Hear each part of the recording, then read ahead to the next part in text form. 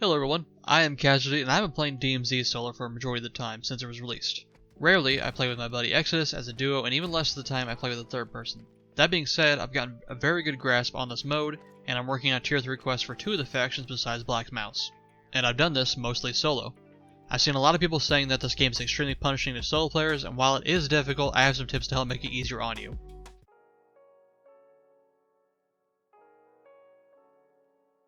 Have you just spawned? Nice! Now leave it as fast as you can.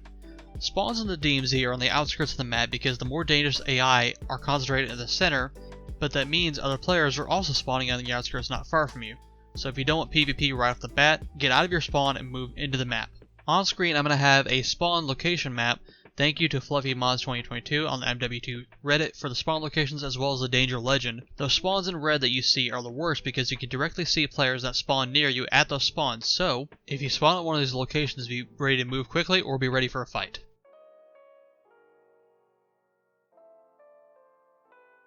Now that you've gotten out of your spawn, I assume that you're going to need some gear. Check out these ammo depot buildings marked by the 3-bullet logo on your map. These can have weapons, lethal and tactical items, plate carriers and vests, backpacks, self-revives, and like I said, it is an ammo depot. If you're low on ammo, this is going to top you off completely. Keep in mind, as the game gets further in, other players will realize this too, and they might loot these as well, so it might become competition for loot later on. Now, my friends, I'm going to tell you about the legendary spotter scope. Praise be this holy item. This tactical equipment is insane, especially if you're a sniper, but you don't need one to make use of this item. I'll link the 2 videos where I showed this item off, especially in, but I'll give you an overview here. The spotter scope is an item in your tactical slot that gives you 2 levels of zoom at a 1x and a 8x.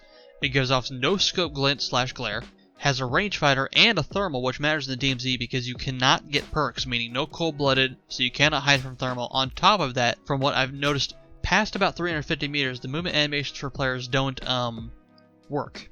I assume it's because of distance, but you'll see players Michael Jacksoning their way across Al Mazrah. Quick stop here to ask you that if you're enjoying this video, consider hitting the like and subscribe button if you want to see more Call of Duty content, or even another video like this with more tips for the DMZ. Back to the video.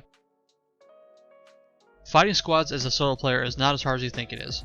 Unless that squad is infilling from a successful previous match, they will be spawning in with 1 plate carrier, a small backpack, and 2 plates on backup. The reason I mention this is because sniper rifles in the DMZ are very reliable, and I do mean sniper rifles, not marksman rifle category, looking at you SPR 208 players. The marksman rifles lose a lot of their damage over range, whereas the sniper rifles keep more of it as the range gets farther and larger. Range is your best friend. Keeping your distance and picking on people is surprisingly easy at range, especially if you use a spotter scope to spot the players for you before you scope in, because your scope will give you away through its scope glint and glare, but the spotter scope will not.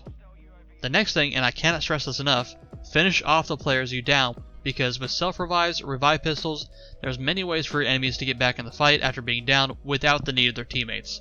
But if they're fully down, they can't use those tools, and it takes their buddies even longer to get them back up fully, giving you breathing room to find and pick off their buddies. The final thing, and I swear this is going to make me sound so cliche, but people don't do this, and it annoys me. You're by yourself. Act like it. And what I mean by that is, no, don't play like a scaredy cat all the time. Play smart. You see this in movies where, like, John Wick will be lying in wait for somebody to come up to them, and he'll get the advantage to give himself the numbers advantage, or to give himself an edge to get a weapon.